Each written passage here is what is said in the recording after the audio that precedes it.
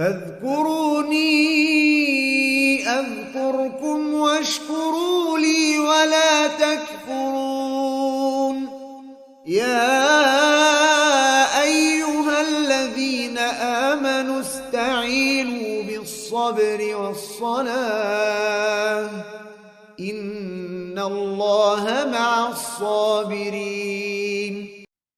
Wa amma makrul ladzi wasafa bi nafsah. Adapun sifat makar, Allah telah mensifati dirinya dengan itu. Itu sebagai balasan bagi orang-orang yang berbuat makar dengan wali-wali Allah dan Rasulullah.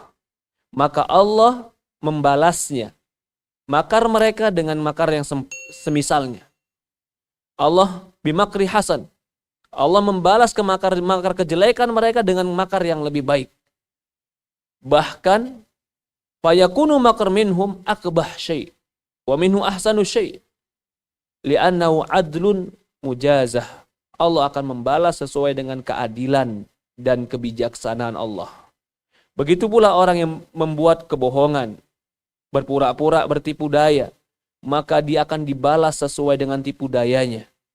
Fala ahsan, tidak ada yang lebih baik dibanding tipu daya Allah Subhanahu wa taala. Bagaimana bentuk tipu daya Allah? Wa amma qaunur rajul, ada seseorang ya'malu bi amali ahli jannah. Orang ini amalannya amalan penghuni surga. Hatta ma yakunu bainahu wa bainaha ila dhira'. Sampai orang melihat dia, orang ini antara surga cuman sehasta. Kapan dia membentangkan tangannya masuk surga dia. Ini tipu daya Allah. Tapi fayasbiqu alail kitab. Kitab telah mendahului dia. Fa inna hadzal amal ahlu jannah fima yadharun nas. Sehingga dia seolah-olah beramal amalan penghuni surga dari yang nampak bagi manusia. Walau kana amalan salihan maqbulan lil jannah qad ahabballahu wa ridhi lam yubtilu alaih. Kalau seandainya dia betul-betul melakukan amalan penghuni surga, tentu Allah mencintai dia, Allah meridhoi dia, Allah tidak akan membatalkan amalnya. Maksudnya, jadi ada orang yang ingin menipu orang lain. Bagaimana dia menipu orang lain? Menipu wali-wali Allah, menipu kaum muslimin, bahkan dia menipu dirinya sendiri.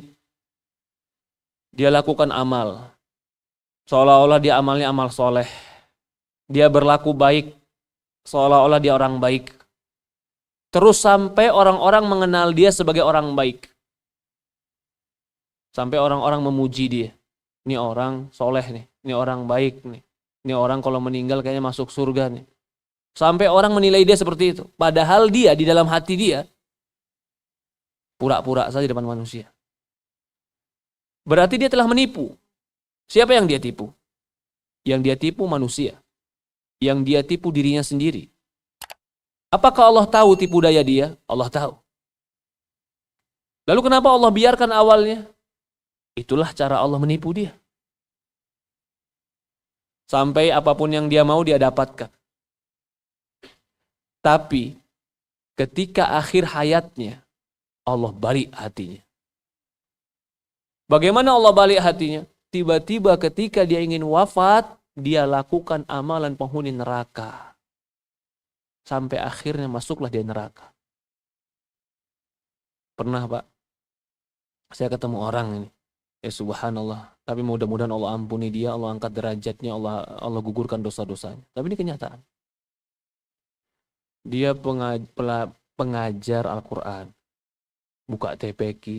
Itu di kampung rata-rata dari yang mulai kecil, dari mulai ibunya, sampai anak, sampai cucu, dia yang ngajarin itu semua. Al-Quran. Suatu hari Allah kasih dia penyakit ketika di usianya 70 tahun lebih. Apa penyakitnya? Paru-paru. Karena dia perokok kuat memang. Karena menurut dia merokok itu makruh. Sampai paru-parunya rusak pun dia bilang tetap makruh. Ya subhanallah. Begitu dia sakit paru-paru gak kuat. Apa yang terjadi? Selalu ingin bunuh diri. Kita gak tahu apa sebabnya. Sampai anak-anaknya itu membuat kamar khusus untuk dia, steril kamar, kosong, gak boleh ada apa-apa, dikunci dari luar. Karena kalau dia diletakkan di tempat ruang biasa, dia akan cari alat untuk bunuh diri dia sendiri. Lah, kenapa sepanjang umur hidupnya dia guru ngaji, di akhirnya 70 tahun dia begitu mau bunuh diri? Ini yang sesuai dengan hadis. Kita nggak bisa memastikan amalan dia. Kita nggak tahu isi hati dia. Tapi yang kita tahu adalah hadis Rasulullah mengabarkan. Ada orang yang sepanjang hidupnya kau lihat sebagai penghuni surga, tapi akhirnya dia akan melakukan amalan penghuni neraka. Apa sebabnya? Ada sesuatu, Rasulullah, kita nggak tahu bapak tadi, tapi ada Rasulullah mengatakan apa? Mereka beramal selama ini hanya yang nampak bagi manusia. Yang nampak manusia seperti itu, tapi ada yang disembunyikan dalam hati dia yang kita nggak tahu. Yang disembunyikan inilah yang di akhirnya akan Allah tampakkan. Selama ini puluhan tahun siapa yang dia tipu? Manusia. Di akhir Allah tipu dia. Kenapa Allah nggak tegur dari awal? Kenapa ditegurnya ketika dia ingin meninggal dan nggak ada lagi waktu kecuali dia akan meninggal? Kalau ditegurnya waktu awal dia bisa berubah. Dia bisa taubat. Tapi ditegurnya ketika kapan? Akhir hayat. Adakah kesempatan lagi dia berubah? Sulit ketika dia berubah. Adakah kesempatan lagi dia untuk minta taubat kepada Allah? Tidak, sulit. Karena sudah di akhir hayat. Sejengkal lagi dia masuk neraka, kata Rasulullah SAW. Itu yang dimaksud tipu daya Allah. Kita kadang-kadang aman. Ustaz, saya punya dosa. Oke, tapi nggak apa-apa tuh Ustaz. Anak saya hafal Quran, istri saya patuh, kerjaan saya lancar, walaupun saya melakukan yang haram, Ustaz. Lalu, Allah tahu nggak perbuatan? Tahu, Ustaz. Lalu kenapa kau dibiarkan sama Allah terus nyaman dalam maksiat itu? Bahkan Allah kasih keinginan duniamu. Ya, berarti kan saya nggak berdosa, Ustaz. Bukan nggak berdosa, Allah ingin kau terjebak dalam nyaman dosamu. Sampai kapan? Sampai kapan kau terjebak dalam nyaman dosamu? Sampai kapan kau merasa bahwasan dosamu itu tidak akan dibalas oleh Allah? Sampai kapan kau merasa bahwasan Allah lupa bahwasannya kita zalim? Jangan dikira Allah lupa. Jangan dikira Allah nggak tahu. Itu namanya istidraj. Istidraj juga makar Allah. Dilalaikan dalam kemaksiatan, tetapi diberikan bentangan kehidupan yang apapun dia inginkan. Semakin dibentangkan dunianya, semakin dia jauh dari Allah. Dan Allah kasih lagi. Terus Allah kasih. Sampai kapan?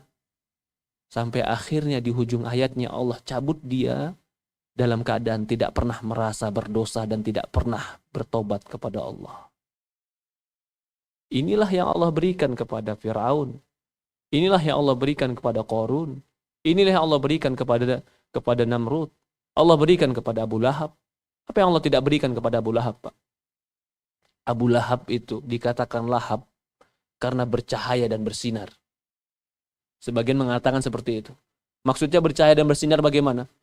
Wajahnya gagah, badannya bagus, nasabnya keturunan bangsawan, hartanya banyak, bahkan penampilannya yang paling rapih di tengah orang-orang musyrikin. Sampai orang kalau belum ngobrol sama dia, baru lihat saja, udah tahu nih orang punya wibawa. Abu Lahab itu. Allah biarkan dia dalam kenikmatan dunianya dia punya. Kalau dikatakan nasab yang terbaik, dia punya nasab yang terbaik. Kalau dikatakan fisik, dia punya fisik yang terbaik.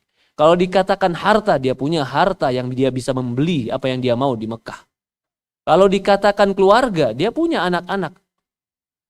Utbah dan Utaibah yang bisa menjaga dia. Apa yang dia nggak punya dari dunia? Allah biarkan dia dalam kelalaiannya.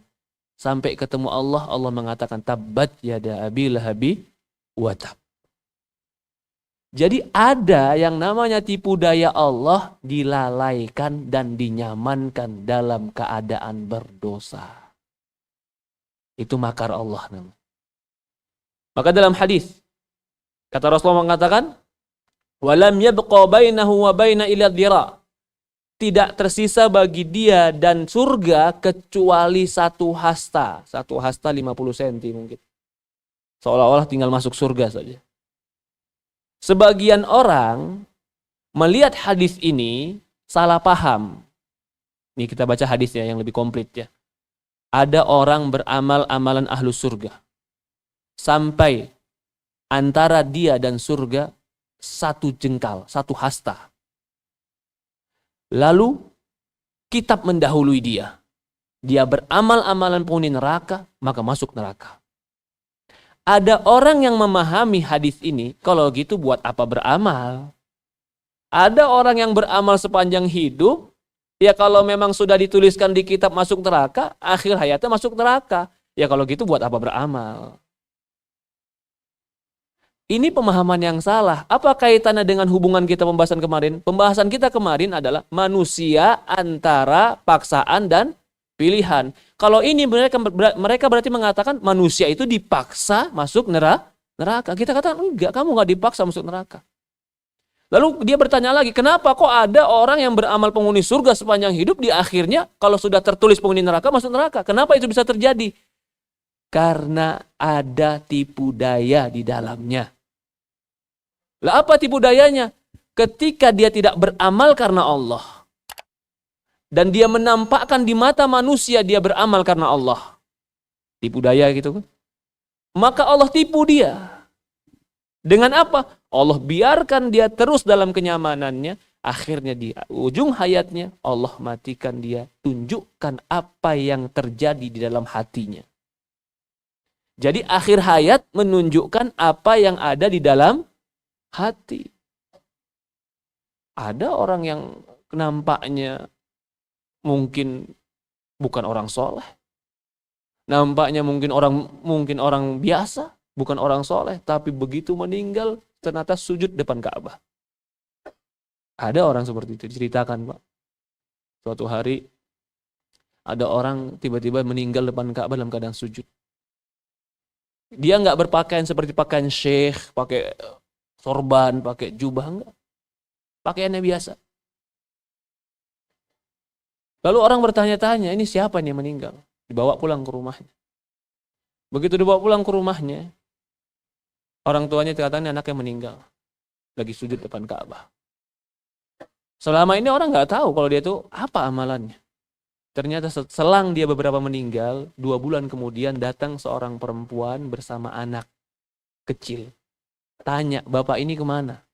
Oh, udah meninggal. Kenapa? Sudah 2 bulan ini kami nggak dapat mukafaah, nggak dapat bantuan dari dia. Saya ini janda dan ini anak yatim. Ya subhanallah, ternyata dia punya amalan yang dia sembunyikan, keluarganya pun nggak tahu. Memberikan makan yatim dan janda. Mungkin orang melihat dia biasa, tapi ada amalan yang dia sembunyikan di sisi Allah, Allah tampakkan di akhir hayat.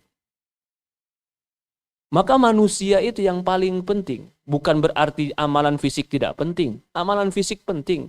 Tapi yang lebih penting adalah kejujuran di dalam hati. Kenapa saya harus beramal? Walaupun hati dengan fisik itu nggak bakal bisa berbeda. Nggak bakal bisa berubah. Hati tidak akan bisa jauh beda. Fisik akan menggambarkan apa yang di hati. Hati itu akan mendominasi dan lebih penting dari hanya sekedar fisik. Tapi fisik tidak akan bisa baik kalau hati tidak akan pernah baik. Ada orang beramal amalan penghuni neraka. Tapi di akhir hayatnya, Allah masukkan dia ke dalam surga. Sebagian orang memahami hadis ini, ya sudah kalau gitu saya amal penghuni neraka saja. Mudah-mudahan nasib saya masuk surga. Seolah-olah surga itu lotre, Pak. Tunggu nasib aja bagaimana. Betul, tunggu nasib memang ada. Tapi ada usaha. Dari inilah dikatakan manusia di antara paksaan dan pilihan. Kau memilih hidupmu, tapi yang kau pilih tidak boleh keluar dari pilihan Allah. Ketika itulah seolah-olah kau memilih sesuatu yang sudah disediakan. Maka di sini dipahami manusia di antara pilihan dan paksaan. Sekarang Bapak duduk di sini, pilihan Bapak atau tidak? Pilihan. Mau pulang boleh nggak? Tadi nggak sholat atau nggak sholat, pilihan tidak? Pilihan. Kalau nggak sholat bisa tidak? Bisa. Tapi Allah akan hukum di neraka. Paksaan tidak? di antara pilihan dan paksaan. Jadi nggak ada manusia yang terpaksa jadi maksiat, nggak ada. Nggak ada manusia yang dipaksa jadi orang soleh, nggak ada. Semua ada sebabnya. Semua ada sebabnya. Contoh, kita sudah bahas juga kemarin. Kenapa orang bisa dimudahkan menjadi orang baik? Kenapa ada orang sulit jadi orang baik? Kalau Allah memudahkan si fulan jadi orang baik, tapi Allah tidak memudahkan saya jadi orang baik, kenapa dia dimudahkan, saya tidak? Adil atau tidak ini? Malah yang ada satu lagi, dimudahkan maksiat. Ada pak orang dimudahkan maksiat? Kalau buat maksiat dia gampang udah. Yang satu lagi kalau buat maksiat bingung dia. Nyari juga nggak dapat. Kenapa yang satu dimudahkan kepada kejelekan, kenapa yang satu dimudahkan kepada kebaikan? Semua ada sebab. Lah kita ini cuman menempuh sebab. Contoh, surga itu sebab. Ada Allah masukkan surga, ada Allah masukkan neraka. Kita tempuh saja sebab supaya kita masuk surga. Maka ayat yang kemarin kita baca, wa amma man a'ta wattaqa wa saddaqa bil husna fasanuyassiruhu lil yusra. Adapun a'ta, memberikan hartanya, wattaqa, bertakwa, lalu dia membenarkan tentang husna, kami mudahkan dia ke surga. Adapun yang bakhil, pelit, wastagna, merasa sombong, merasa kaya, wa kadzdzaba bil husna, mendustakan kebaikan dan husna, fasanuyassiruhu lil usra, kami mudahkan dia ke neraka. Ada orang dimudahkan ke surga, ada orang dimudahkan ke neraka. Adil atau tidak adil? Bagaimana maksudnya dimudahkan ke surga? Akhirnya ketemu teman orang soleh, ketemu kantor orang baik, ketemu istri orang soleh juga. Ketemu amalan yang mendekatkan dia. Ketemu pekerjaan yang mendekatkan dia kepada Allah. Allah jodohin selalu kepada kebaikan. Yang satu, ketemu teman selalu ngajak maksiat. Ketemu istri juga doyannya maksiat. Ketemu teman kantor semuanya kompak, gak ada yang puasa. Subhanallah, mau puasa malah jadi asing sendiri. Dimudahkan untuk kejelekan. Kalau dia bilang, ya Allah, kenapa kau mudahkan aku untuk kejelekan? Adil atau tidak adil? Jawabannya adil. Loh kok bisa adil Ustaz? Pasti ada sebab. Kan sudah dikatakan tadi, adapun yang memberikan harta, membenarkan kebaikan, maka kami akan mudahkan kepada kebaikan. Jadi Allah mudahkan dia kebaikan, ada sebabnya. Lah sekarang kita Ramadan saja. Udah, Ustaz, saya ini setahun rasanya buat maksiat terus Ustaz. Oke. Kamu Ramadan ini berhenti, Ramadan aja. Nanti habis Ramadan kamu mau maksiat lagi terserah. Pokoknya di Ramadan ini kamu berhenti, bertekad, ya Allah aku berhenti. Nanti engkau yang mengusahakan aku berhenti ba'da Ramadan. Barang siapa yang mendekat kepada Allah sejengkal, Allah akan mendekat kepada dia sehasta. Dekat kepada Allah di Ramadan sejengkal, berubah sedikit di Ramadan ini, Allah akan merubah banyak kita ba'da Ramadan. Karena wa amma man a'ta wattaqa, kalau dia mau beraction, dia mulai mau melakukan kebaikan, Allah mudahkan kepada kebaikan yang lain. Tapi kalau dia melakukan kejelekan, Allah akan berikan kejelekan yang lain. Banyak orang yang nggak bisa meninggalkan kemaksiatan, banyak karena memang jiwa kita lemah. Lalu bagaimana Ustaz? Apakah kita langsung putus asa dengan dosa kita? Ya udahlah, biarinlah, memang nasib saya masuk neraka. Kamu putus asa masuk neraka, kamu kira putus asa seperti putus asa dunia? Enggak. Enggak ada orang yang terpaksa dalam kemaksiatan, enggak ada. Ya Allah, aku tahu aku maksiat. Aku tahu itu dosa. Tapi aku belum bisa meninggalkannya ya Allah. Yang aku bisa sekarang cuma sedekah 10.000. Mudah-mudahan dengan sedekah ini kau mudahkan aku meninggalkan maksiat. Bisa tidak? Bisa. Fa amma man a'ta wattaqa, a'ta, memberikan. Wattaqa, dia bertakwa. Wasaddaqa bil husna, dia membenarkan tentang Allah. Fasanuyassiruhu lil yusra, kami akan mudahkan dia kepada kebaikan. Kembali lagi pada hadis tadi. Ada orang yang beramal sepanjang hidupnya, amal maksiat, ternyata di akhir hayatnya Allah masukkan surga. Kita nggak tahu apa sebabnya. Kenapa Uwais Al-Qarni namanya tercatat di langit? Rasulullah mengabarkan dia akan datang. Apakah karena sholat yang paling banyak? Apakah dia ikut perang dalam perang Badar? Dia belum pernah ketemu Nabi. Dia nggak ikut perang Badar. Dia nggak ikut perang Uhud.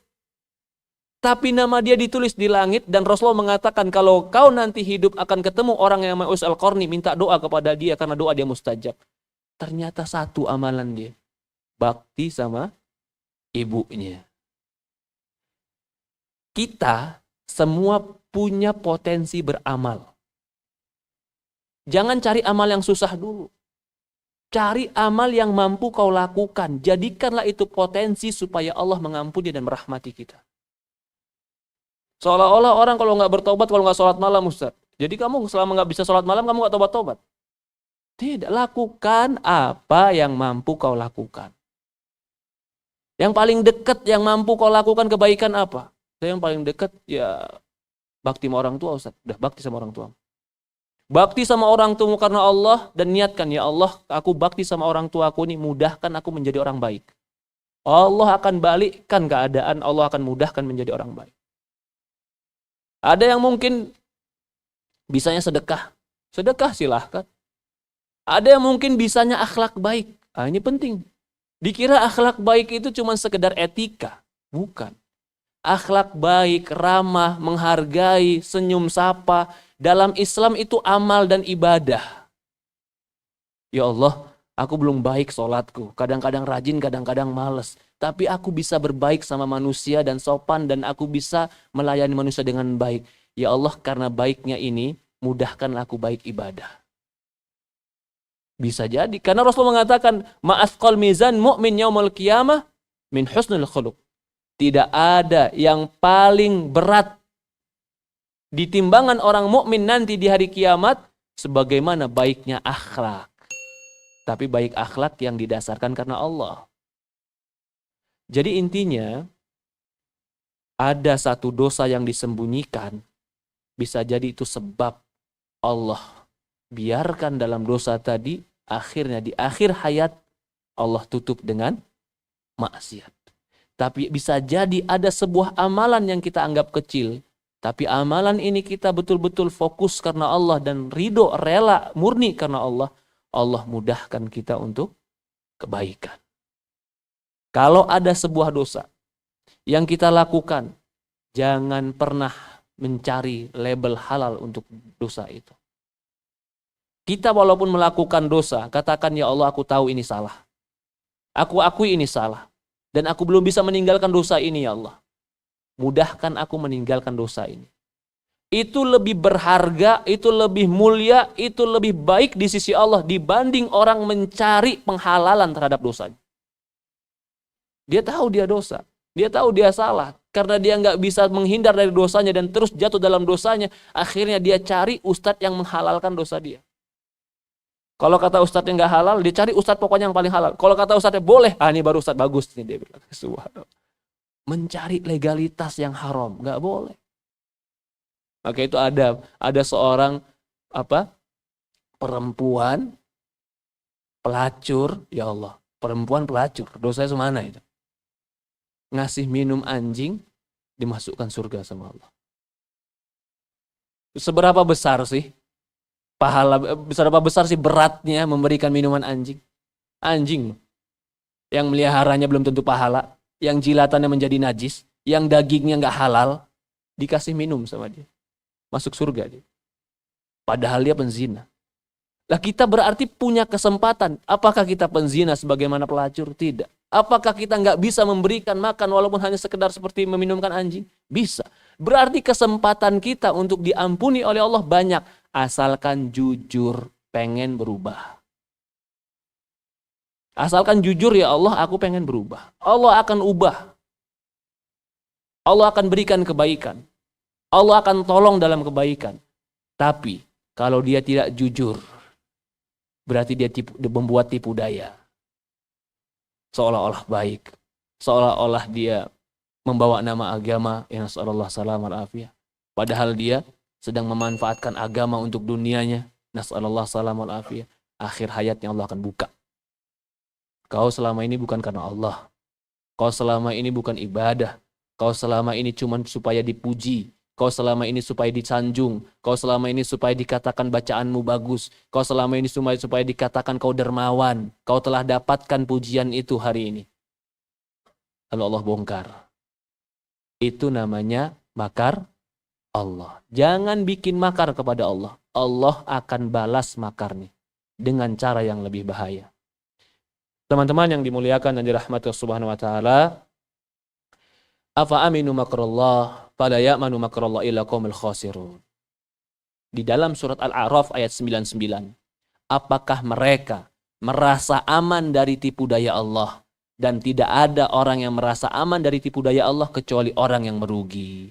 Dari inilah mengapa para ulama selalu mencemaskan dirinya di akhir menjadi su'ul khotimah.